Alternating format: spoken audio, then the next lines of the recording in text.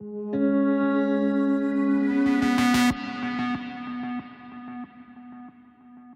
Shirish. Good morning. Are you good to go? Yep, I'm good to go. Okay, then let's play the first one. So that's obviously that iconic potato, the Harley Davidson fat boy. Yep, that's right. Okay, let's go with the second one.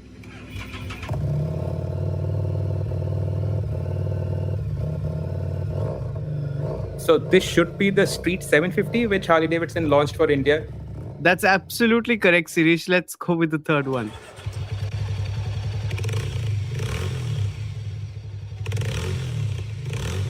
Yeah, I remember that because I just rode it not even a week ago, and that's the Harley X440. Right, that's absolutely That right. was me, quizzing Shirish Chandran, an auto geek and avid biker, on one of the most distinctive sounds in the world, that of a Harley Davidson motorcycle. And the last sound that you heard, and he guessed, is the trigger for this episode. Recently, Harley Davidson, in partnership with Hero MotoCorp, launched a bike specifically for the Indian market. The X440 is unlike any other Harley bike ever made. It doesn't look like a Harley, doesn't sound like a Harley, and it's priced below 3 lakh rupees, making it the cheapest motorcycle in the world under the Harley brand. Whose models are usually toys for the rich, right? Because most of them are priced between 20 and 45 lakh rupees. Now, this launch is really significant for other reasons too. Motorcycles in India have always been seen as a cheap form of personal mobility and rarely as a style or aspiration statement. Over 90% of the 15 million motorcycles sold in India are priced below a lakh. But that is changing. Why? Rising personal income and a great desire to spend it, especially post-COVID, has encouraged the rich to splurge on more expensive cars and bikes. Many luxury automakers are actually expecting record sales this year. On the other hand, growing inflation has squeezed the Aam Aadmi's budget, and for many, even a 50,000 rupee bike has become a massive luxury, best avoided. Result? The cheaper entry-level commuter segment of bikes shrank last year. Because that is such a massive chunk, the overall two-wheeler market shrank as well. But the mid-size segment grew by a third. It's just 5% of the market, but the growth is consistent. In this latter, fast-growing segment comes Harley with the X440. And it's not alone. Also launched recently was the Speed 400, a bike co-built by the British giant Triumph Motorcycles with Bajaj Auto. There's massive excitement in the market. As Shirish says, this is a new chapter for leisure motorcycling in India. But it won't be easy for Harley or the other newcomers, because ruling this segment in India is its global leader, the homegrown, enduring motorcycle success story, Royal Enfield. So will these new bikes expand the Indian two-wheeler market? How will Harley straddle the premiumness and affordability in its brand identity and experience? Will its cult, the so-called Harley Owners Group, accept this new baby as their own? All that and the very interesting stories of Harley Davidson and Royal Enfield are in store for you today. In this episode, we speak to Shirish, other avid bikers, and Rob Copes, one of the foremost voices in the global motorcycling world, a Harley and Royal Enfield veteran, a man who dreamt of merging the two giants. Not once, but twice.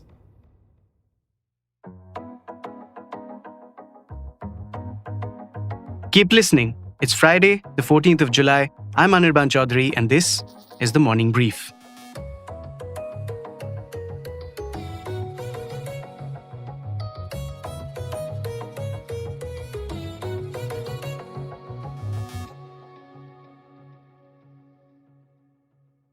Here's us again.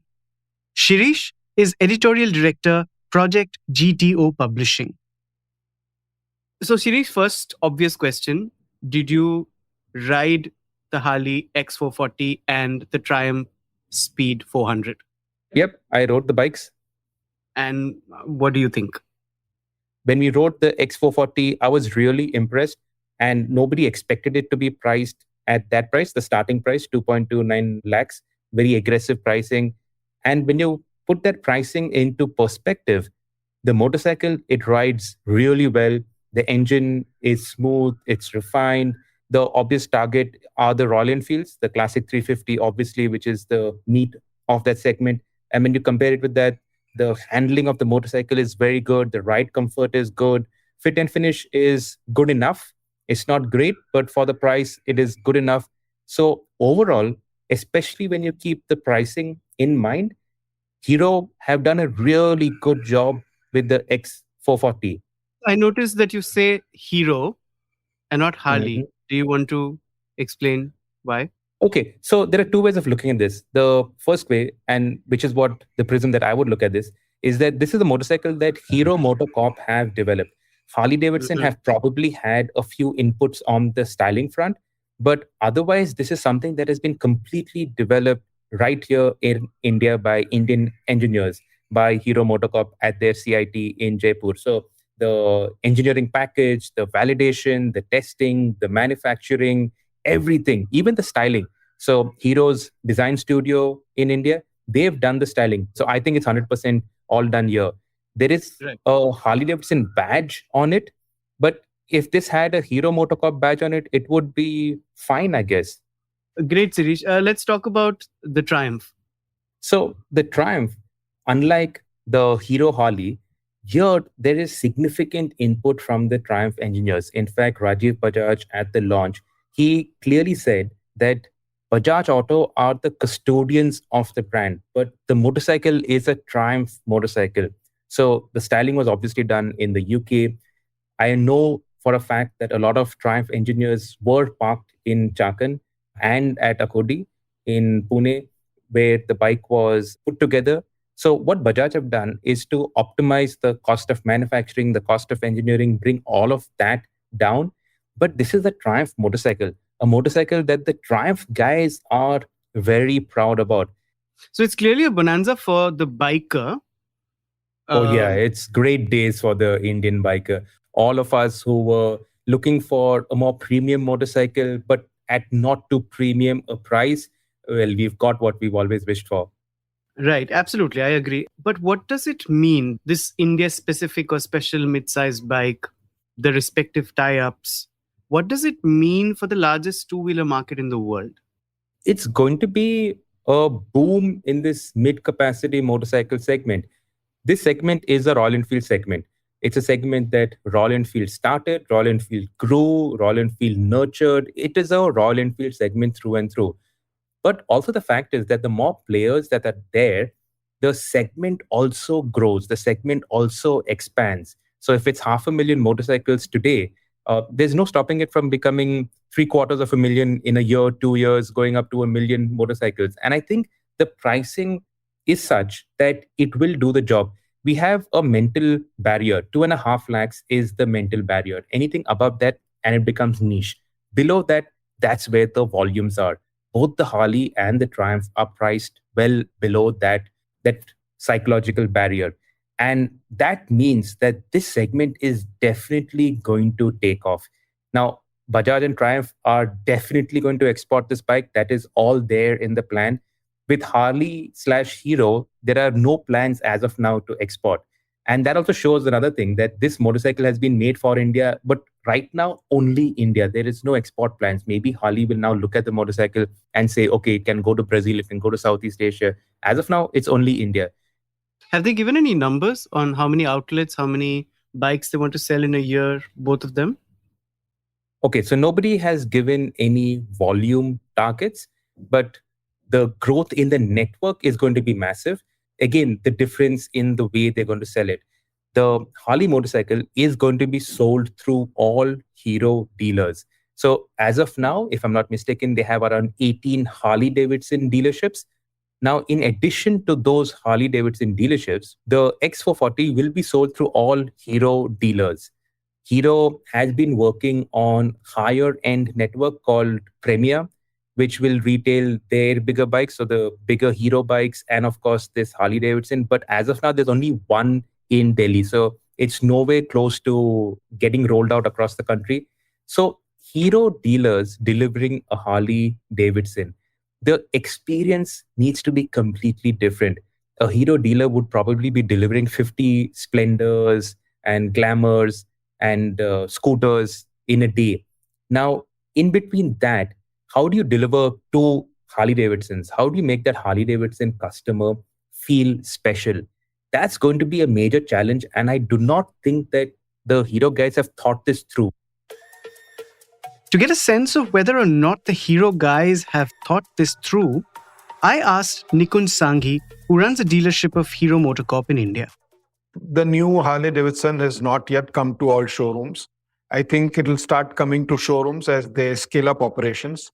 They will shortlist dealerships from where Harley Davidson will be sold. They have indicated that they would want to start with around 100 dealerships across the country. They have not defined the timeline when they will reach this 100 number. While we do not have an official confirmation yet, but they are going to use the showroom in showroom concept the way they are using it for their electric, which is Vida. How will you ensure Harley's premium experience in a Hero MotoCorp showroom? Clearly, there are some investments to be made, right? I'm sure there will be investments required because even for Vida, we are required to make some investment in creating a 200 square feet pod for the Vida experience. So I'm sure for Harley also, we will need to create a space.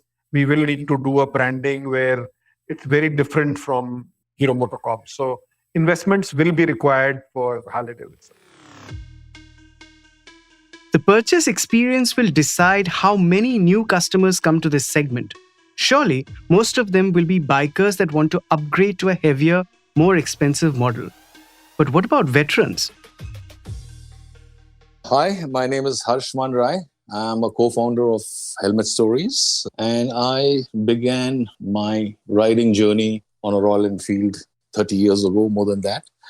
I chose Royal Enfield because that was the only motorcycle that was available and suitable.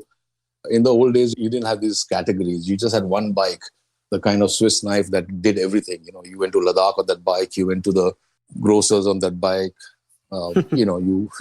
you visited another city on that bike. So it was like a jack of all trades. Yeah. So you're obviously excited about the new launches. Oh, definitely. Because, Royal Enfield has kind of ruled the roost for a long, long time in this segment, the mid-size segment. I am really excited because now these new brands have kind of leapfrogged into this segment. The bikes are faster, they're lighter, they handle better. So these are things I'm very excited about. At least now we have options to the Royal Enfield, even though I believe that Royal Enfield will continue to dominate this market for a long, long time. And what about the other veterans? I mean, I am very curious to know what the member of a Harley owners group or a hog thinks of the X440. The X440 is a great bike, Anirban, but let's face it, it's not a Harley in the real sense of the word. That's Devesh Agarwal, a Harley owner for 4 decades. He now rides the Harley Davidson Road Glide, among the company's top-end models. Having said that, it is full credit to Hero Motors that they have designed and built this bike from the ground up, completely in India. So, will the new X440 owner be included in the Hog family? Now, I do not know how Hog is going to treat the X440, so I would not be able to say that. From a biker's perspective, at least me personally, I have been riding bikes since 1984. And for me, anybody on 2 wheels who behaves and acts in a decent manner, rides in a decent manner, is a biker and welcome to the family. Not everyone will be so kind, perhaps. So that is going to be a huge, huge challenge for the Harley Davidson business unit at Hero MotoCorp. The thing is that this bike at 2.29, the most expensive is 2.69. So 3 lakh rupees, that's what you're going to be spending on it. The gulf in pricing to the other Harley Davidson motorcycles is massive. The next cheapest Harley is around 16, 17 lakh rupees. So the demographic of the owners in the Harley owners group is going to be night and day. So how are you going to manage that? There will obviously be that resistance from the hogs. So the current hogs, the Harley owners group, they will obviously say that we are the true Harley owners, not you guys. This is the hero bike. So that classism or whatever you call it is going to be a massive, massive challenge. But Harley Davidson, one of the two major American bike makers to survive the Great Depression, is no stranger to challenges. The company almost shut down operations in India 3 years back. Its fascinating story and that of Royal Enfield, its rival and friend. Yes, friend. That's coming up.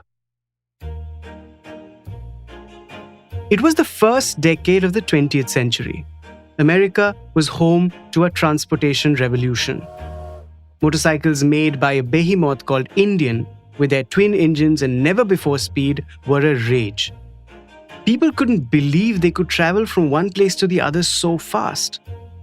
Cross-country races were in vogue then, and in one of those, a man called Bill Harley drove up on a motorcycle he had developed with his friend Arthur Davidson and challenged the Indian riders.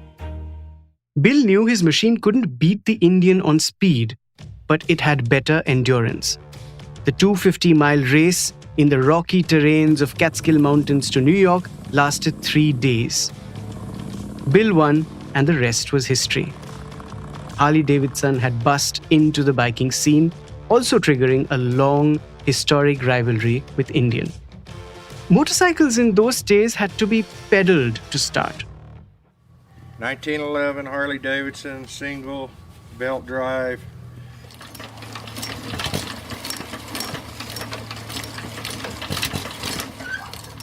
Hear that sound?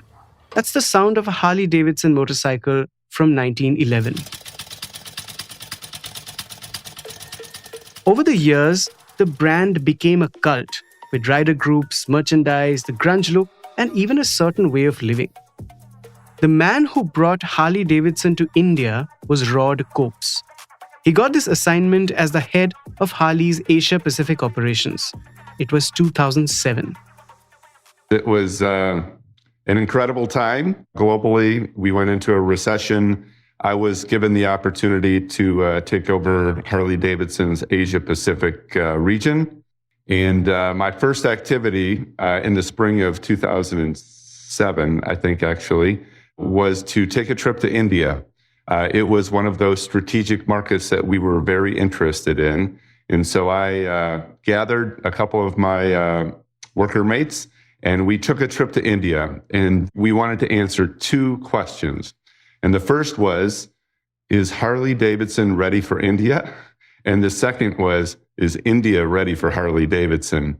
And literally within a few hours, we were able to answer those questions. And it was a resounding yes. The whole thing was part of a US-India trade deal. In exchange for allowing the import of Harley bikes here, India opened up exports of Alfonso mangoes to the US. Some call this mango diplomacy. Meanwhile, Rod and his team drew up plans. We developed a 3-pronged strategy for entering India. The first was to take our CBUs, the built-up motorcycles made in the United States, and send them to India with high tariffs and duties. The second prong of that strategy was to then develop a manufacturing presence in India, so to do complete knockdown or CKD assembly. And then the third prong, which was quite novel and unique at Harley Davidson at the time, was to develop a new motorcycle just for India. So Harley Davidson came into India with a bang. They were the first big bike manufacturer to come in here with big plans. That first Auto Expo that they launched at, that they showcased their bikes. That time they showcased the Street 750 as a concept. That was a massive song and dance. They really had an extremely well thought out plan. The Harley guys felt like rock stars. They were treated like rock stars. Harley Davidson invested a lot of time into rides, making sure that their owners went out on rides. building that hog community. They had these parties, that whole Americana.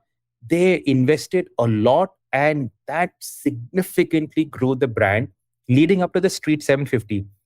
And then Things started to slow down. There were management reshuffles. The focus on India started to wane. The effort in terms of those rides, those events, that started to wane. I think Harley Davidson globally wasn't doing well, so they had to clean up their home market. India was too small to devote so much effort and attention to. And all of a sudden, out of the blue, they pulled the plug on their India operations. Now, that was done very poorly. That was not thought out properly because there was no real announcement, but I think it was a annual meet or a shareholder meet. And in that, one of the slides said that Harley Davidson is going to pull out of India.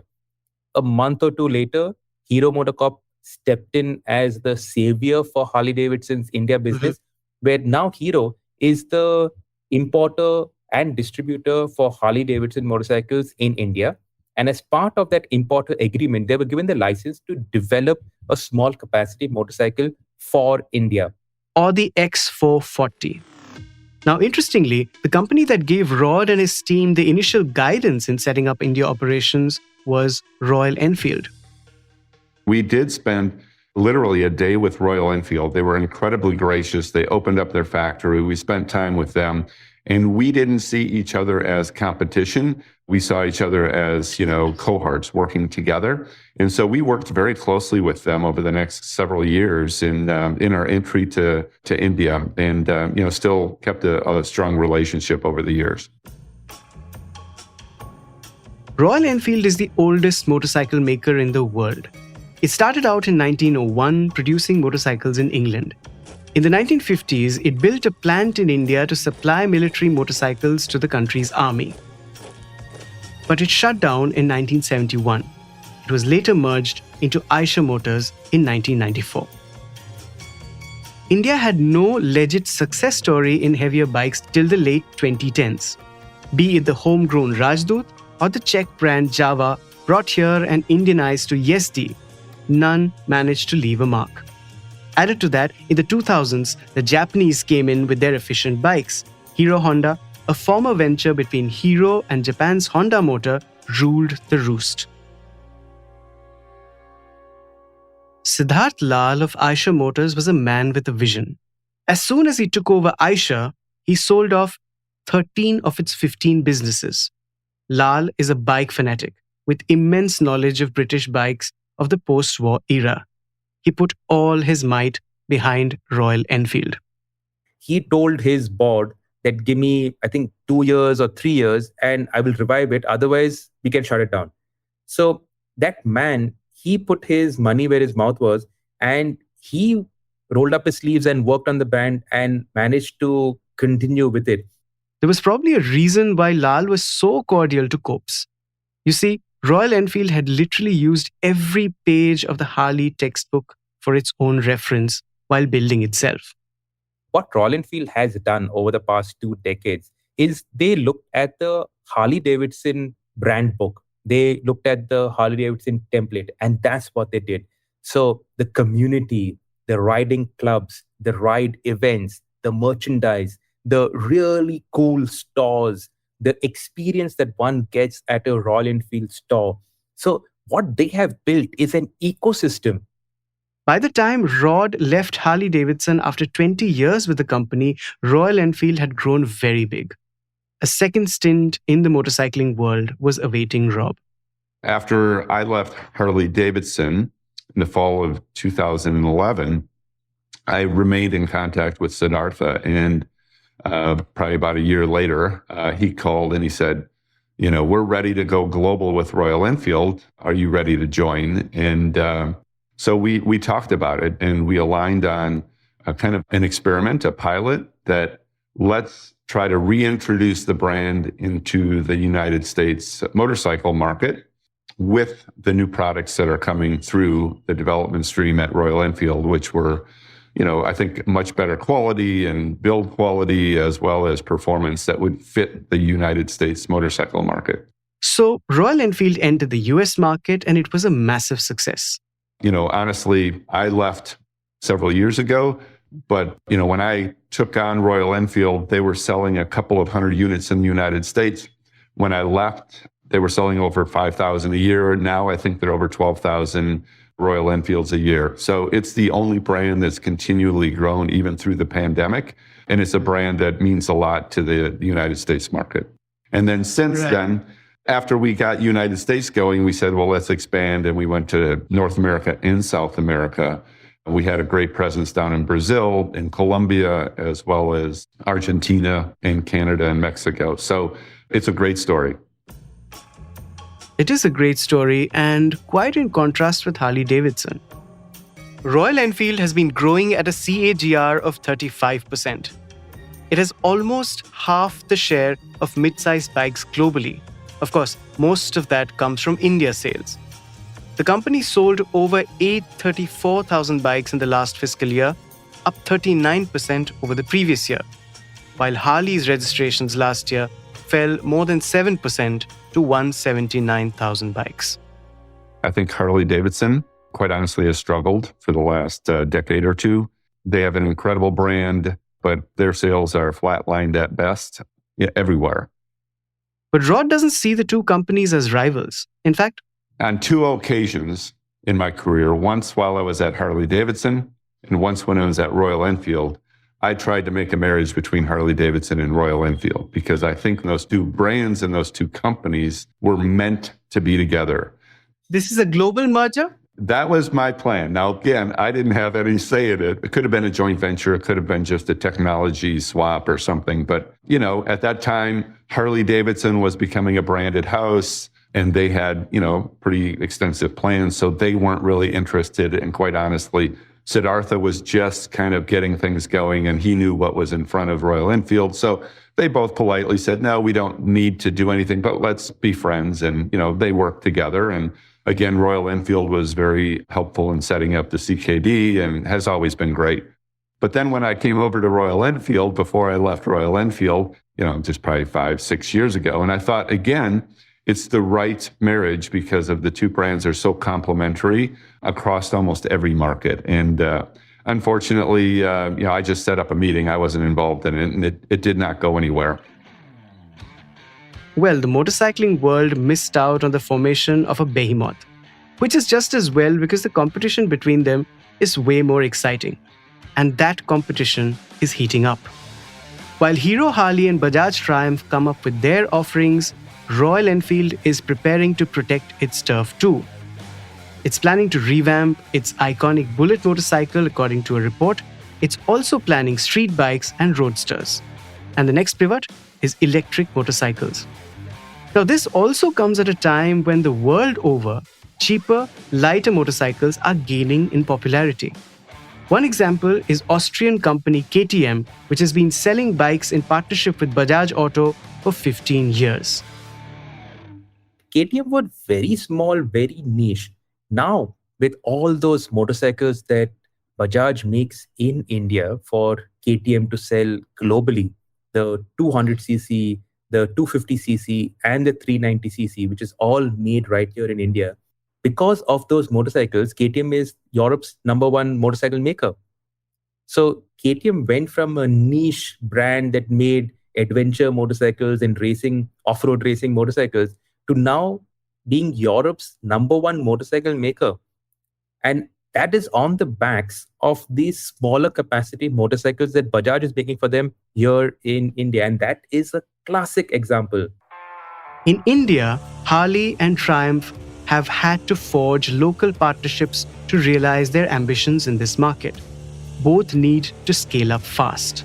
What are their plans? So as of now, we don't have any idea what the next motorcycle from Harley Davidson is going to be. Whether there are any more motorcycles on this X440 platform, nobody has any idea. Whereas with the Triumph, we already know that it's going to start with the Speed 400 and then the next one is going to be the Scrambler. So that is clear. There are two motorcycles. Plus, this platform can spawn a whole range of other variants. Whereas Harley Davidson does not have anything that can be adapted to this X440 platform. Hero, we all know they're going to have 5 motorcycles. So that cost of developing this platform is going to be amortized by Hero MotoCorp by using it across a large number of motorcycles. But Harley Davidson, no idea, man. And finally, can these new models change the structure of the Indian motorcycle industry? I don't think it'll dramatically change because I do think just the infrastructure, India as a society and the communities, it just makes so much sense for two-wheelers to be a big part of mobility.